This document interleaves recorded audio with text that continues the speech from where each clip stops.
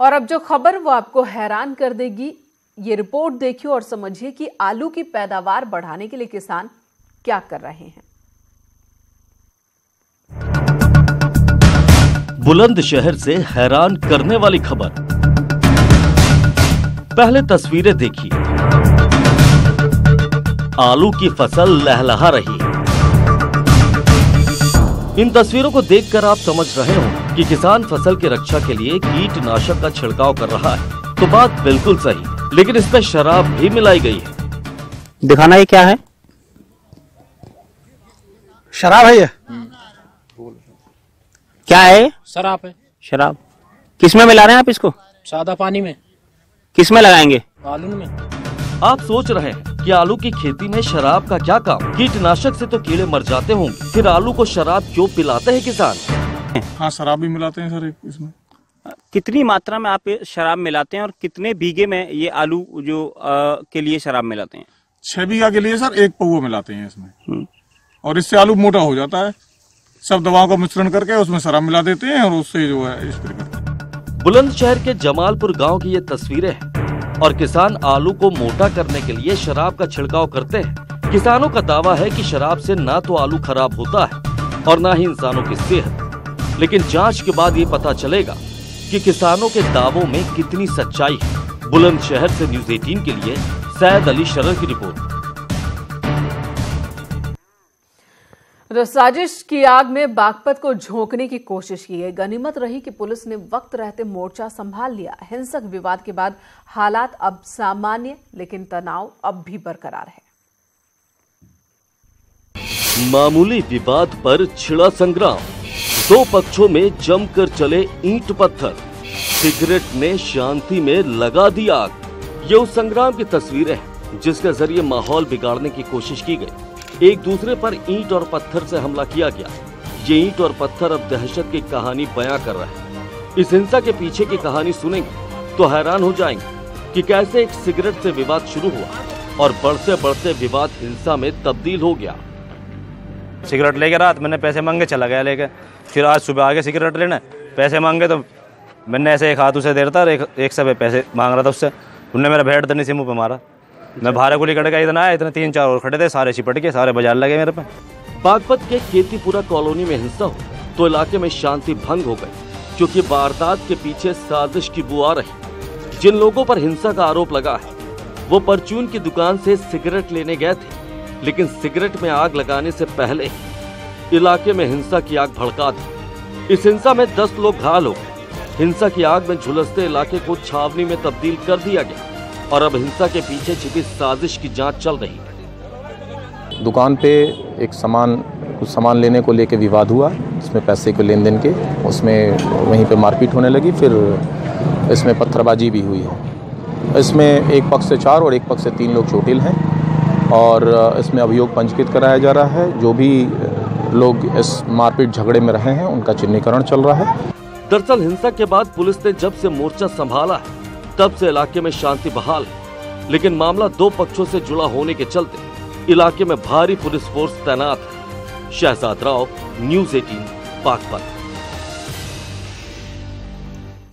और अब खबर जौनपुर से, जहां पर आवारा पशुओं से परेशान जौनपुर के किसानों ने अनोखा प्रदर्शन किया। किसानों ने पशुओं को कैद कर खुद की एक गौशाला बना दी है। और ये गौशाला कहां है, कैसे बनी, देखिए ये इस रिपोर्ट में।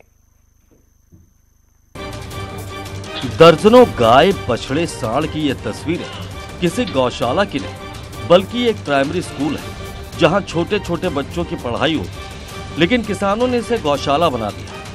किसानों का कहना है कि उन्होंने ये कदम खुशी से नहीं बल्कि मजबूरी में उठाया है। समस्या ये है सर कि खेती में कुछ पैदा ही नहीं हो पा रहा है, जो कि ये गांव जो कि आवारा पशुओं का डेरा हो चुका है। यहाँ पे 50 सैकड़ों हमेशा रहते हैं। जौनपुर के चंगवत के भैंसा गांव के किसान आवारा पशुओं से परेशान हैं। जानवर उनकी फसलों को बर्बाद कर देते हैं। इसी से परेशान किसानों ने इन पशुओं को पकड़कर गांव के ही प्राइमरी स्कूल में बंद कर दिया। यहाँ पे आवारा पशुओं को विद्यालय में बंद करके किसान प्रदर्शन कर रहे हैं।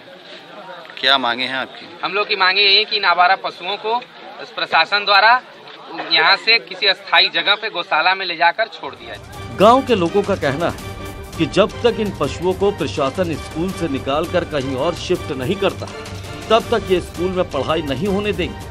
और फिलहाल हालात भी यही है कि स्कूल गाय भैंसों का डेरा बना हुआ है। जौनपुर से न्यूज़ 18 के लिए मनोज पटेल की रिपोर्ट।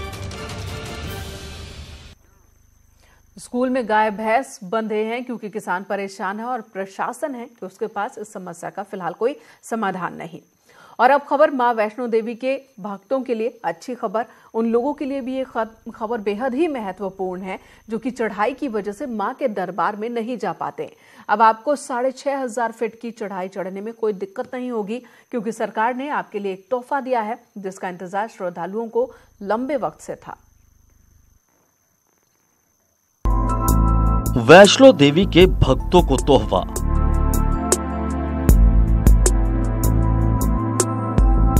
भैरो घाटी में सफर की नई सवारी।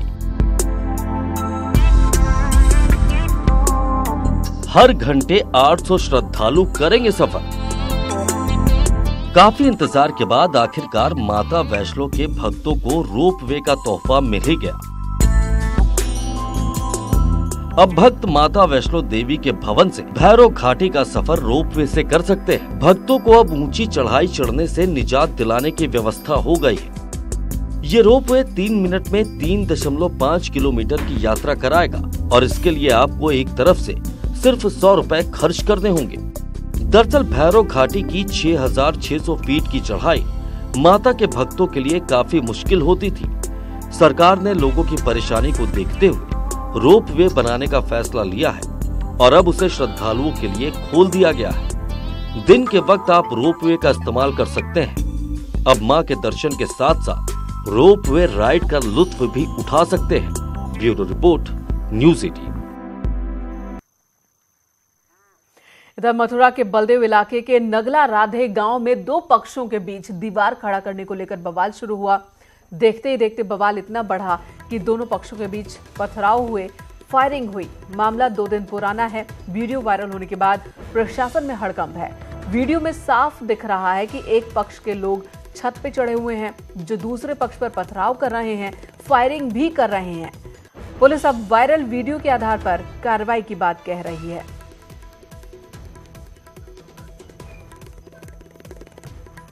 इधर लखनऊ में आज पुलिस भर्ती परीक्षा में अभ्यर्थियों और पुलिस के बीच झड़प हो गई। सैकड़ों परीक्षार्थी राजधानी में नियुक्ति पत्र दिए जाने की मांग को लेकर प्रदर्शन कर रहे थे। इसी दौरान पुलिस ने इन्हें हटाने की कोशिश की।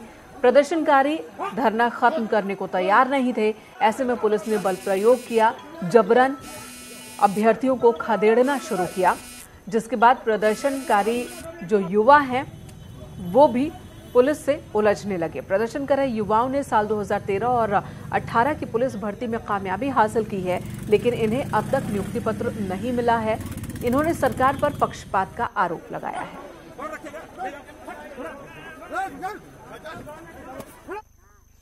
कल पूर्व प्रधानमंत्री अटल बिहारी वाजपेयी का जन्मदिन है और सरकार इसे सुशासन दिवस के रूप में मना रही है।